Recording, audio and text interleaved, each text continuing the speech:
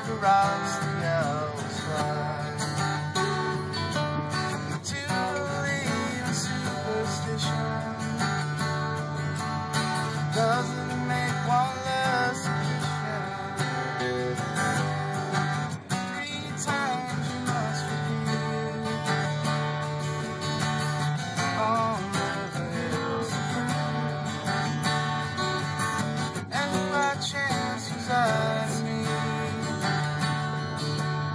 a soul my heart to bleed. She taught me the old folk dance, and I taught her to fly.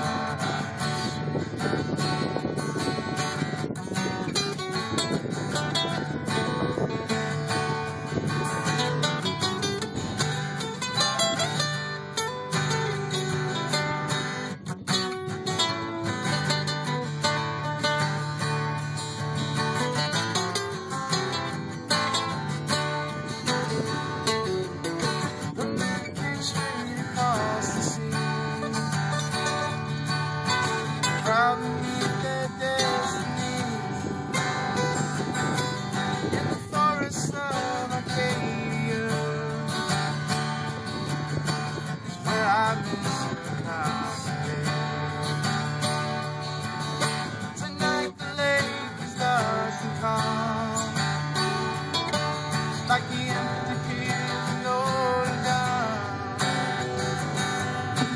thinking all that's left behind. The trap and trade the Lord is my embrace.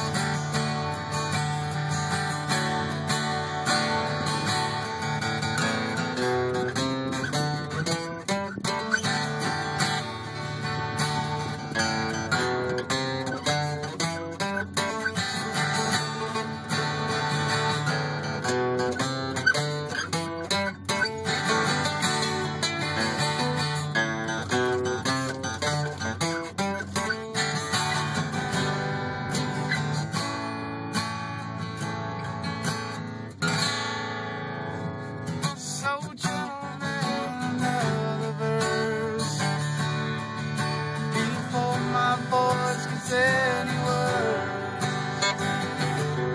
before the wood gets any dry, catches on the creek fire.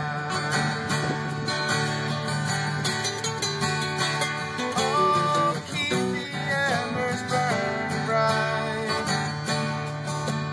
straight on through the longest night.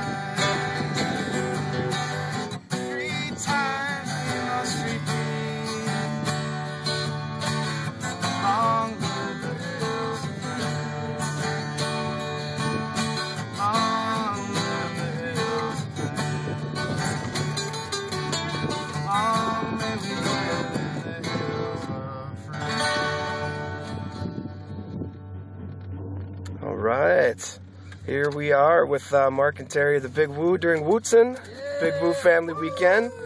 Thanks for coming, guys, and doing this little gondola session with us. Awesome. What was the name of that track? That was a Flatiron Suite.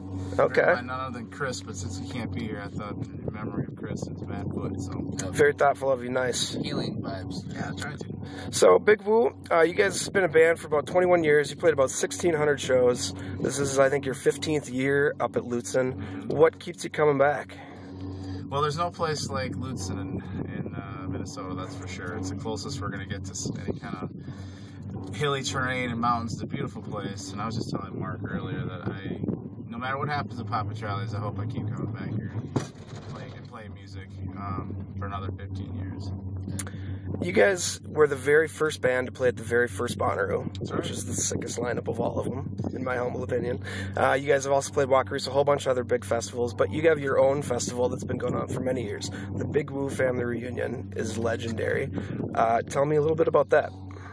Well, I mean, you know, we played a lot of festivals, and we had been treated, you know, poorly, different places.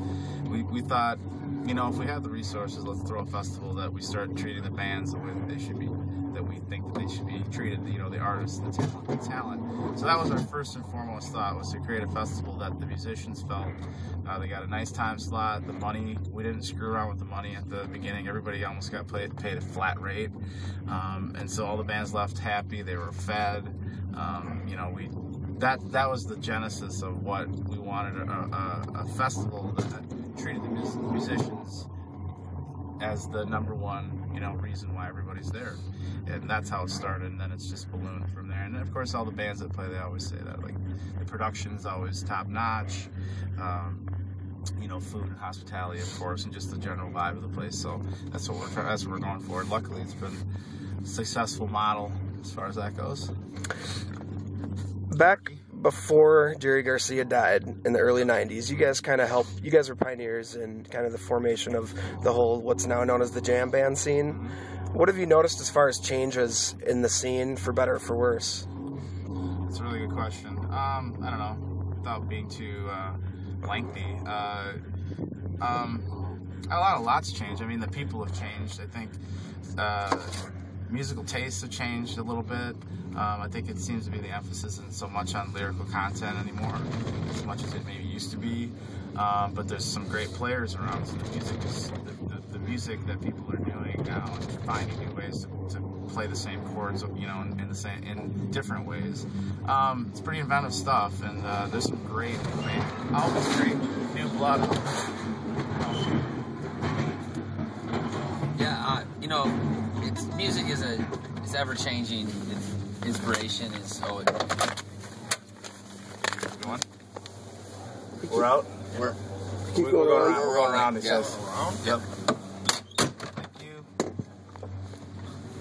Anyhow, music is ever changing. That's the beautiful thing about it. Like day to day, you can play a song, you know, 10 different ways and 10 different nights. And I think the music scene is the same way too.